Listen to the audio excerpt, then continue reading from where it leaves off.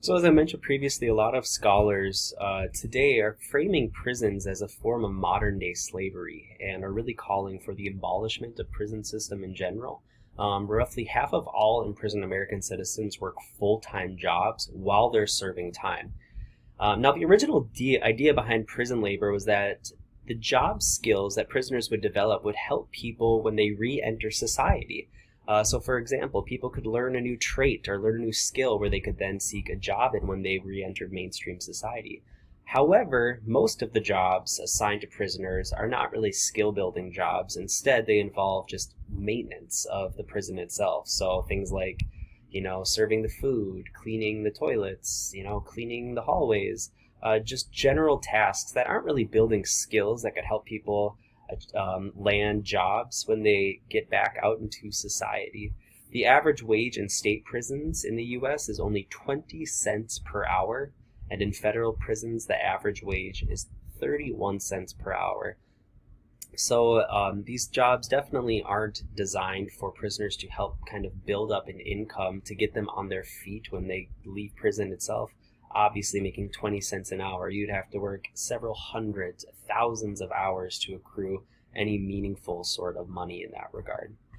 And also, despite working full-time jobs, prisoners are not considered employees and they do not receive the benefits of basic labor protections such as minimum wage, sick leave, overtime pay, etc.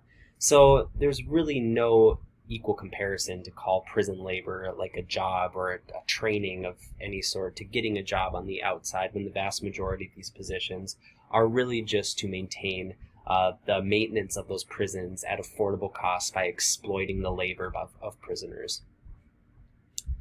The prison industrial complex has thus created a vicious cycle of punishment which only further impoverishes those whose impoverishment is supposedly solved by imprisonment. A very powerful quote from Angela Davis, who, like I mentioned, is a brilliant scholar who's done a lot of work on racial inequalities and the abolishment of prisons. And there's a piece of hers that I assigned you to read within this module that explains problems with our criminal justice system and the privatization of prisons.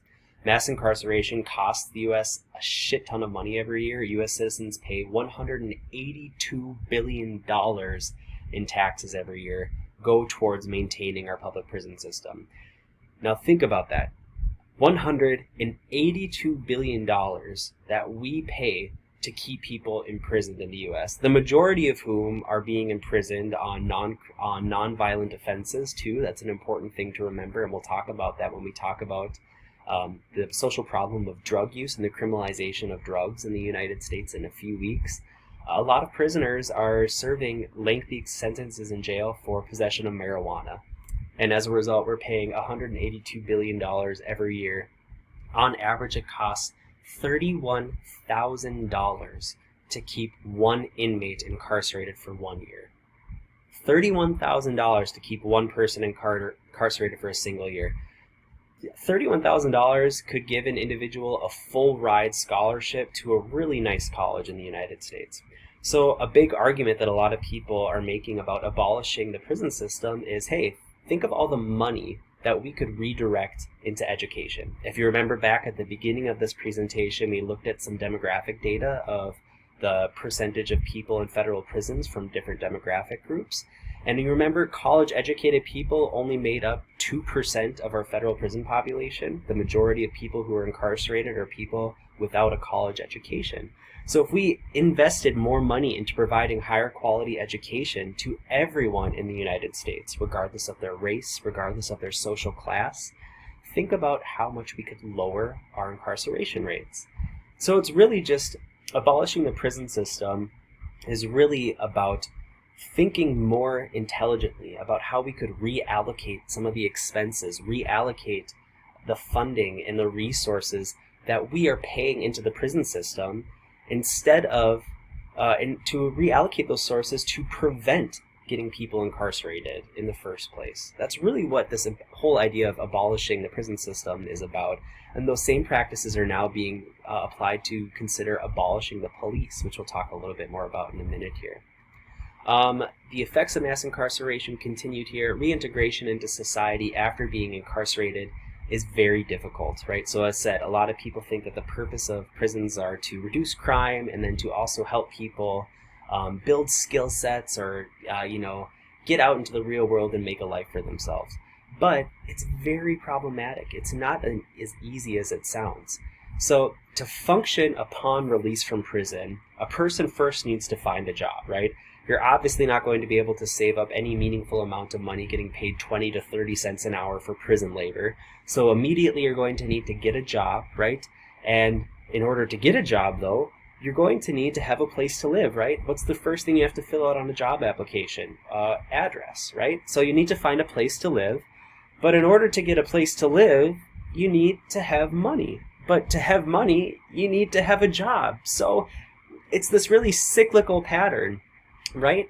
And many places are not going to want to hire nor rent an apartment to a person that's been convicted of a crime. And you're also going to need a reliable phone number, right? You're going to need reliable transportation in order to get a job. But if you've been locked up for several years and you don't have a support system on the outside waiting to help you, pick you up, and get you up and running again, what are you supposed to do, right? So it's a really problematic cycle. We're not preparing formerly incarcerated people for success when they're released. We don't have appropriate systems in place in our society that enable people to find the resources that they need so they can get a job or get an apartment or get a car or get a cell phone or get themselves back up on their feet after they're released. And the data on reincarceration, or recidivism as it's called, strongly is evident of this. These challenges formerly incarcerated people face result in high rates of recidivism, which is reoffense that leads back to someone being incarcerated again. One study actually found that more than 75% of formerly incarcerated people will be rearrested within 5 years of their release. So some really jarring and problematic findings here. These prison systems are definitely not set up to benefit the individuals that are incarcerated. They're not preparing them when they're released into the main population. And some argue that, in fact, that is the goal of these for-profit prisons, is to not prepare people to be successful when they're released, because they want those people to commit another crime, to get arrested again, so they can keep their prison populations up, so they can make more money. Because as that video said, when it comes to private prisons, the more prisoners they have, the more money they make. So it's a really shady business, this prison system that we're working with. So let's take a look at some sociological theories and how they all grapple with crime in the prison system in different ways. Functionalists see deviance in crime as a key component of a functioning society. Functionalists, again, all thinking about society as a whole, as a machine or a body, an organism. Everything can have some sort of function and help society maintain if it's existing in a stable society. So crime, for example, produces a lot of jobs, which is good for society. Functionalists would also suggest that deviance can challenge society's views on some problematic norms. For example, students performing sit-ins during the civil rights movement, or even right now the protests with the Black Lives Matter movement, going out and blocking up streets, taking up space, being heard, engaging in those deviant behaviors can have some really positive effects on society as a whole. When deviant acts are negatively sanctioned, it reaffirms societal norms. So again, for functionalists, they want society to be stable and to function. If we as a society have agreed that breaking a crime is bad, when someone gets punished or gets arrested, gets sentenced to jail for breaking a crime, it reaffirms this norm that we've established as a society, and it encourages this idea of social solidarity, that we're all in this together, we're all following the same norms that we've established for our society to follow. And in that mindset, functionalism think that crime and deviance can be beneficial for society. Should be of no surprise to you by now, I'm always very skeptical of functionalism because it's kind of trying to wrap up these negative things with a bow and call them good for society. I don't see how keeping people imprisoned is in any way functional or beneficial for society. The jobs that it creates is a cop-out. We could easily create other jobs other than police officers, probation officers, prison guards, etc. for people outside of prison without having people incarcerated. So unlike functionalists, conflict theorists do not see deviance as a functional aspect of society. I'm on board with my conflict theorists here. Instead, conflict theorists see deviance and crime as evidence of inequality in our society. Specifically, conflict theorists suggest that the power elite, which are a small group of wealthy and influential people who are at the top echelon of society, hold a lot of power and control scarce resources. The decisions that are made by the power elite, including what gets labeled as a crime or a criminal act and what is not, affect everyone in society, particularly people of lower class. So essentially what conflict theory is getting at here is that people with power are able to decide what counts as a crime and what doesn't, and they also have a lot of influence on determining who's going to be incarcerated for committing a crime and who is going to be able to kind of skate away and not get in trouble for that. Now, while crime is often associated with underprivileged people, wealthy people also commit crimes. They are just less likely to be charged, and when they are, they often face lesser sentences. A great example of this was the war on drugs that started with the crack cocaine epidemic in the 1980s. So during this time in the 1980s, there was this kind of the epidemic of drug use, specifically crack cocaine. And it was being used by a lot of people in society, people of all different races and socioeconomic backgrounds, etc. The difference, however, was that it was being used in two different forms. Now, cocaine, which was the pure form of the drug, was very expensive and was more commonly used as a party drug by upper-class white people. Crack, however, was the cheaper form of the drug, and it was more commonly used by people of lower socioeconomic status. It was the drug that was sold on the streets, for example, by a lot of homeless people, a lot of individuals who were negatively affected by substance abuse would use crack. Now, the government decided, our law enforcement decided, that they were going to police the use of crack and cocaine very differently. Now, despite the fact that cocaine was actually the pure form of the drug, so arguably most potent form of it, an individual would have to possess 5,000 grams of cocaine to get a 10-year prison sentence. But an individual would only need to possess 50 grams of crack to get a 10-year prison sentence.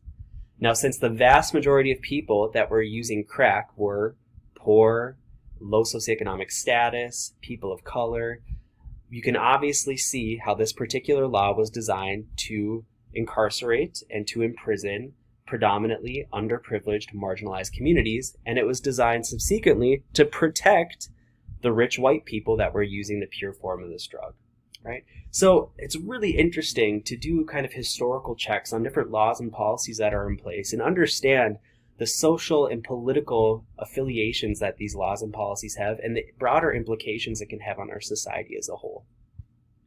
While the power elite make the rules that govern society, they can also break the rules. Think of all the time wealthy celebrities or politicians broke the law and got away with it with just a slap on the wrist, right?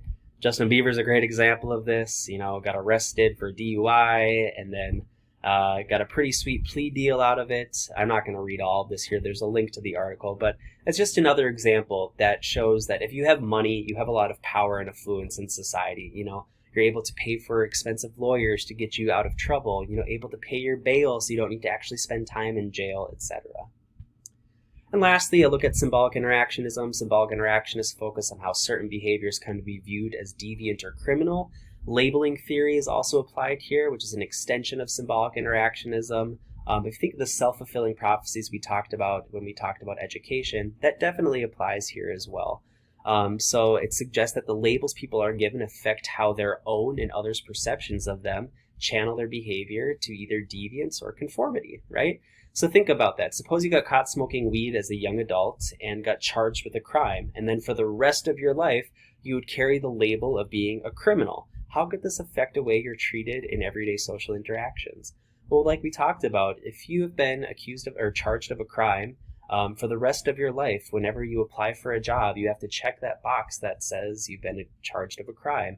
It could affect your employment. Whenever you apply for to rent an apartment, they're going to do a criminal background check on you, and some places might not rent to you if you have a criminal background.